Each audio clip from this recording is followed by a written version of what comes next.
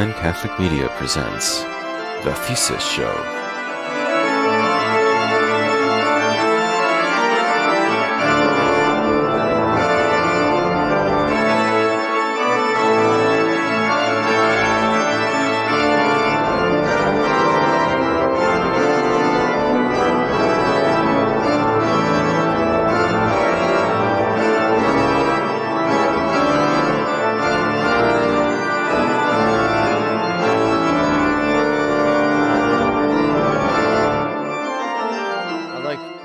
Welcome you to the first part of the Thesis Show. This will be a series of shows which will explain something called the Thesis of Cassisiacum, or the Thesis of Bishop Gérard de Laurier, which is an explanation of how the Church is surviving as the Catholic Church during this crisis, which is unprecedented.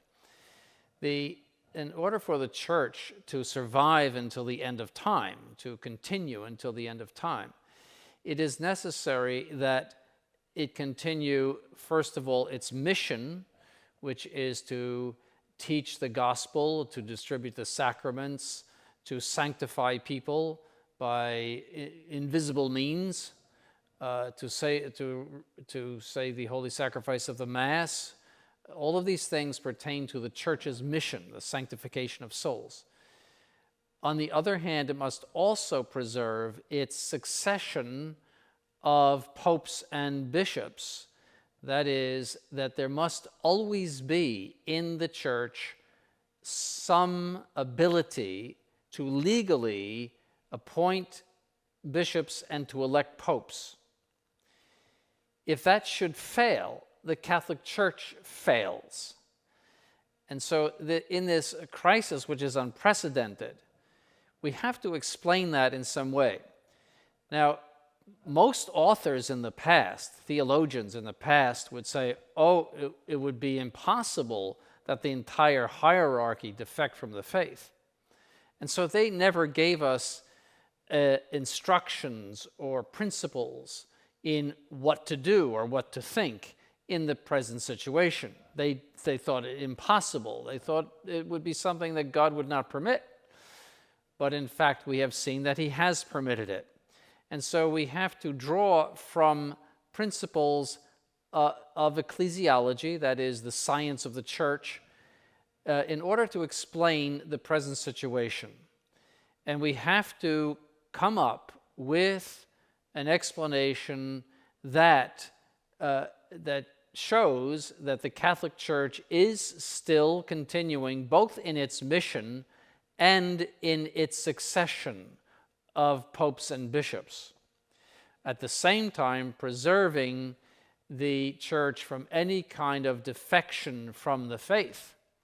So we cannot say, for example, that these people that are occupying the Vatican buildings or Episcopal chanceries have the power to teach, rule, and sanctify the Church, because they are teaching false doctrine and they are promoting a false religion. But at the same time, we are going to say that they have a legal claim to succession, the mere succession of one bishop to another, the mere succession of one pope-elect to another, without having the power to rule the Church. So we would say that they are bishop-elects and pope-elects. And this is what we are going to explain in this thesis show, because there are a number of things to explain. There is a tendency among many traditionalists to say, well, these people are terrible, they're horrible, they're heretics, they're apostates, therefore they're nothing. And we can't give them anything. We can't in any way recognize anything in them because they are so horrible.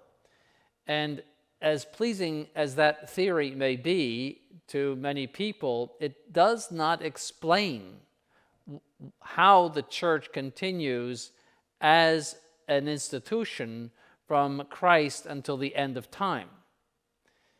Because if the lineage of bishops and of popes simply falls apart, then you have no church left, and the church has defected.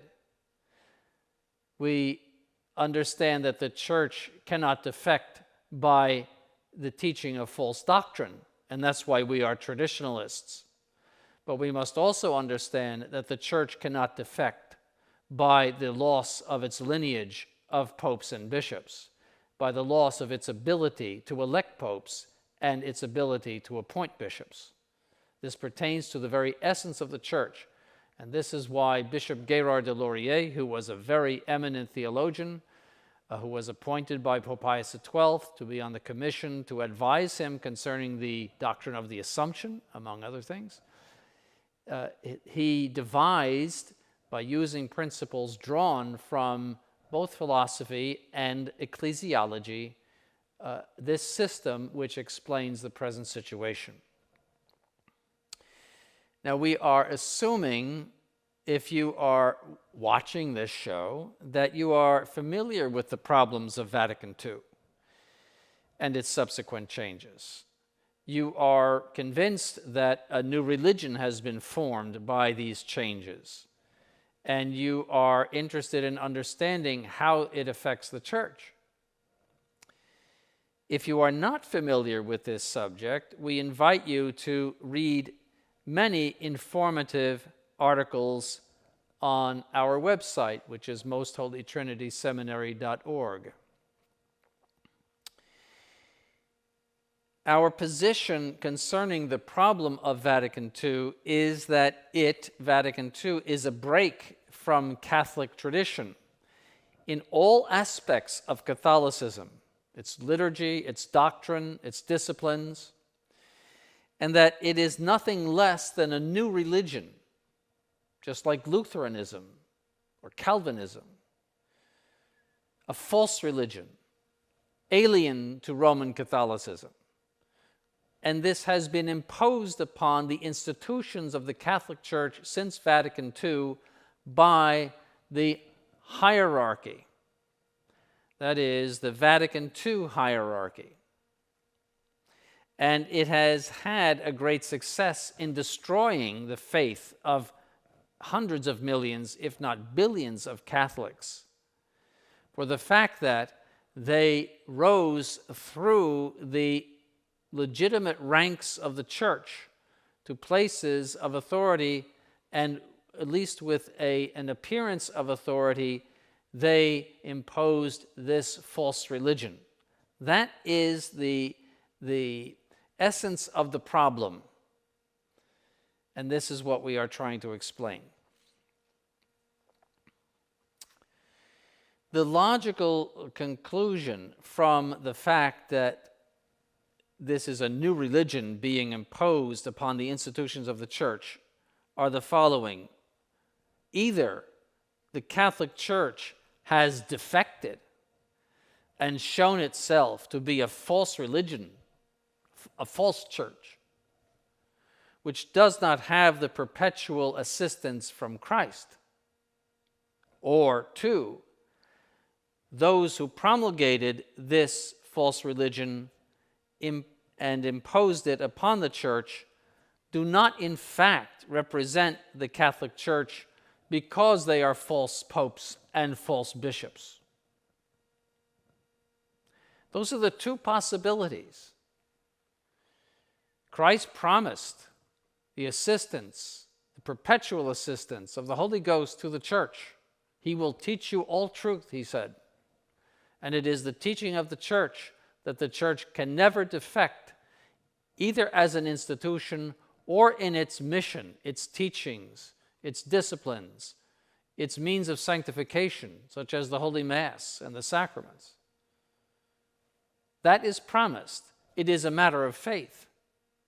So since that is a matter of faith, we must conclude the second of these two possibilities, which is that those who have promulgated this false religion do not represent the Catholic Church because they are false popes and false bishops.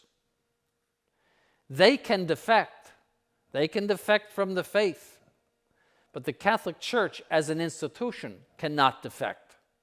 So we must place defection where you can find defection. There have been heretical bishops in the past, very, very notorious ones. They are not exempt from falling into heresy. And theologians have always said that even popes could fall into heresy. So they can defect from the faith, but they cannot be true popes and true bishops if they have the intention of feeding all of their heresy to the faithful. In fact, in the church's history, there have been no less than 38 false popes. Most people don't know that.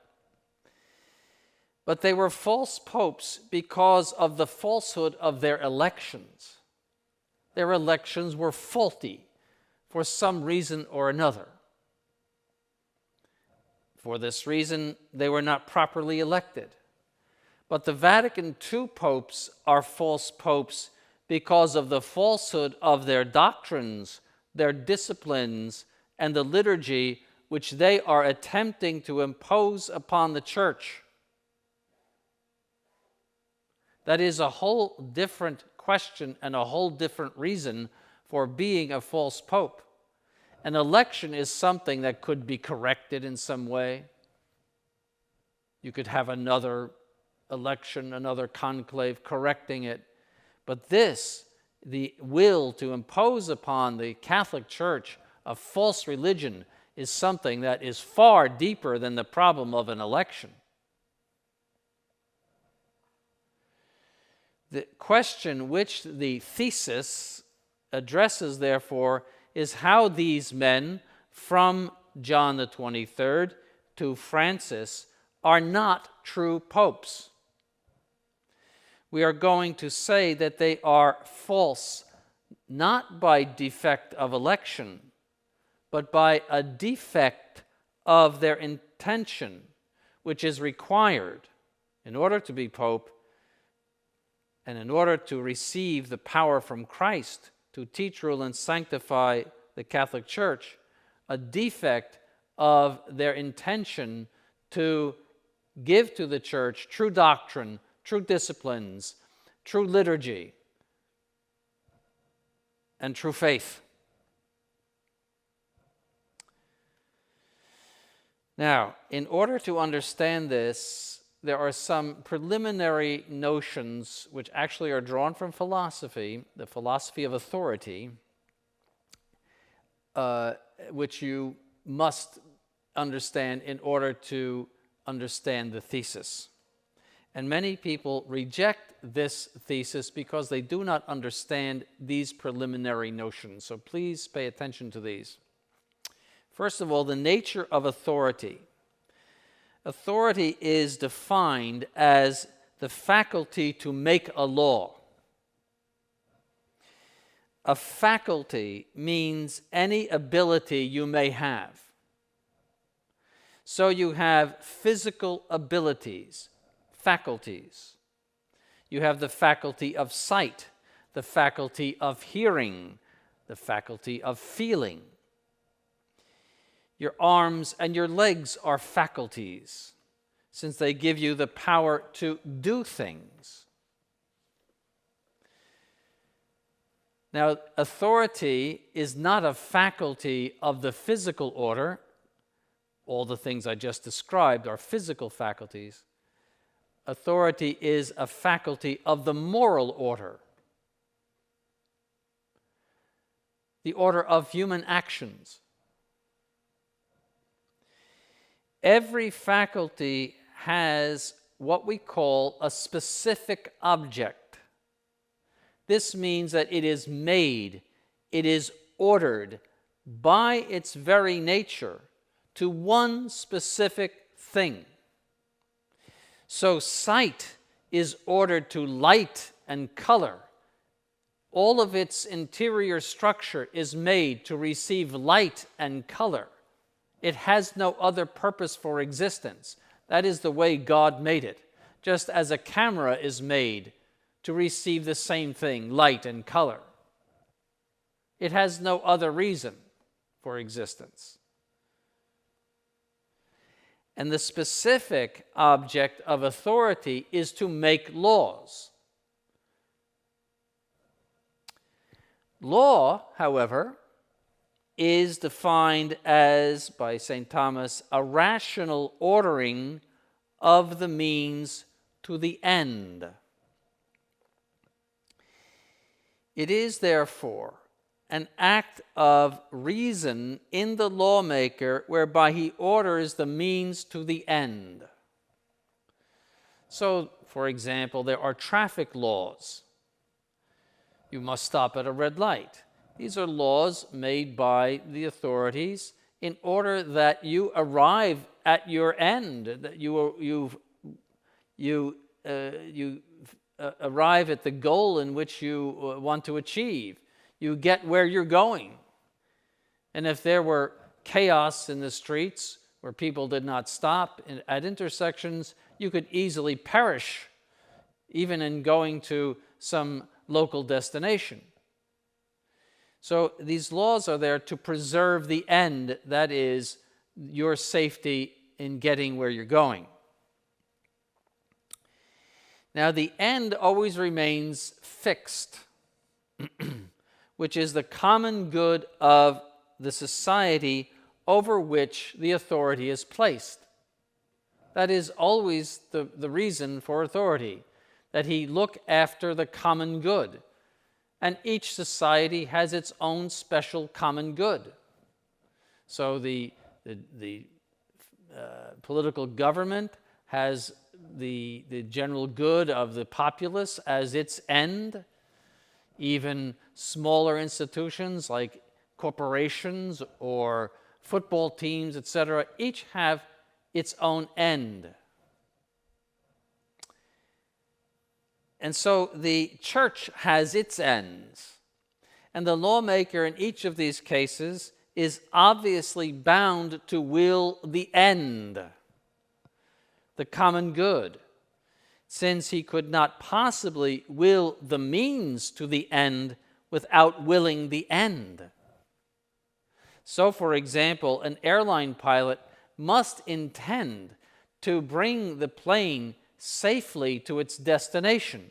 So he programs everything before he takes off in order that the plane take off safely, remain in the air, and proceed toward its end. So all of the means, he uses all of the means at his disposal to arrive at the end. If he didn't do that, he would be seriously at fault. The plane would crash or would arrive someplace else. And so the purpose of law is to order the means toward the end. And the end is fixed for every institution or society. It is fixed.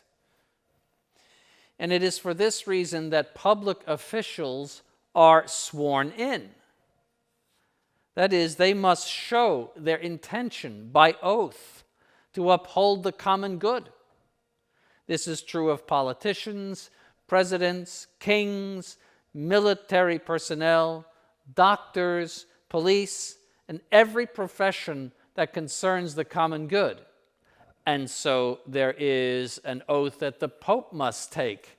And the traditional oath of the Pope was very clear about preserving doctrine and all of the other things that pertain to the common good of the church. It is impossible, therefore, to receive the authority unless one consents sincerely, that's a very important word, to uphold and pursue the specific end of the community, its common good, by intending to make and to enforce laws which lead directly to the common good. And this is why, for example, in November, the president is elected, but he has no power. He's just a president-elect, And he must go to Washington in January and swear before thousands of people who are physically there and perhaps millions who are watching him, swear to uphold the Constitution. If he should fail to swear and manifest his intention of upholding the Constitution, he would not be the President of the United States. But yet he would continue to be a president-elect until the Congress moved by law to strip him of that.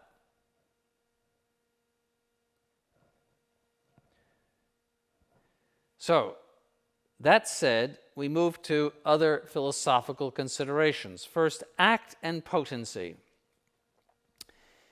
In all things except God, there is a mixture of what we call act and potency. What is act and potency? Act is some desirable perfection. For example, the ability to play the piano is act. It's desirable. Potency is what receives the desirable perfection. So how does one learn how to play the piano? You practice. So you train your brain, you train your hands, your fingers to play well. See, so if you had no brain, or if you had no fingers, you would not have the potency. But assuming that you have those things, you could play the piano. Another example, wood is in potency to become a statue of the Blessed Virgin Mary, just an ordinary log. The artist who has the image of the Blessed Virgin Mary in his head imparts this perfection, this act, which is the likeness of the Blessed Virgin Mary, to the wood, which receives it. We say then that the likeness of the Blessed Virgin Mary is the act. The wood is the potency. Now, matter and form. We are going to say that these Novus Ordo popes are materially popes, but they are not popes formally. So we have to talk about matter and form. When applied to physical things, potency and act are said to be matter and form, respectively. So in the example, wood is the matter of the statue, and the likeness to the Blessed Virgin Mary is the form.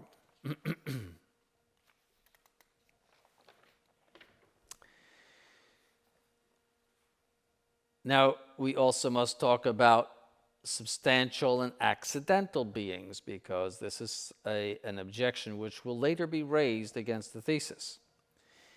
A being is a substantial being if it is a naturally occurring physical being. For example, wood, water, gold. A being is an accidental being if it comes together by certain accidents. That is, things which do not change the physical substance, but merely add something to it. Thus, the wood does not change substantially when it is carved into the likeness of the Blessed Virgin Mary. It is still just a log, substantially. It's a piece of wood. It could just as easily become the likeness of Saint Joseph or of the Christ child. So that form that is applied to the wood is accidental. It could be there or it could not be there. It doesn't matter. It doesn't affect the wood. It is important to know that in a substantial being, for example, the wood, matter and form cannot be separated without the destruction of the being. So when wood is burned, the matter of the wood receives a new form, which is the ashes, and it is no longer wood. However, in accidental beings, the matter and form are separable. As we said, the wood could just as easily become a statue of St. Joseph as it could be Our Lady. Also an example, clay, while remaining clay, can be formed and reformed into many images, always remaining clay. So the clay can take on many different accidental forms. It is because the image is accidental to the clay. An accident is defined as something which could or could not be present without the destruction of the substance. And we're going to use this in the explanation of authority. Authority is something that comes to the person as an accident. That is, it doesn't change your substance. You are still a human being, whether you have authority or not. It is something that can come and something that can go away. So we're saying that a pope or a true pope or a true bishop, when he receives authority, does not change his substance, but is receiving something from Christ ultimately, which is accidental. And so it can be separated from him. And in order to receive that authority, he must be designated to it. And we'll talk about that later. So it is not impossible that authority come and go. Also, in order to receive the authority, he must intend the good of the society over which he is placed. In the case of popes and bishops, that is the church. So let us apply this to authority. Authority has a matter and form. What is the matter of authority? It is the designation to receive it. That's why a president-elect is a president materially. That is, he has no power whatsoever, but yet he is distinguished from a private citizen because he is selected to receive that power, and that selection is very important. We recently saw some of the questionable practices in the last presidential election which cast a certain doubt in many people's minds about the electoral process. That is extremely important that someone receive from the community as a whole the designation to be a ruler.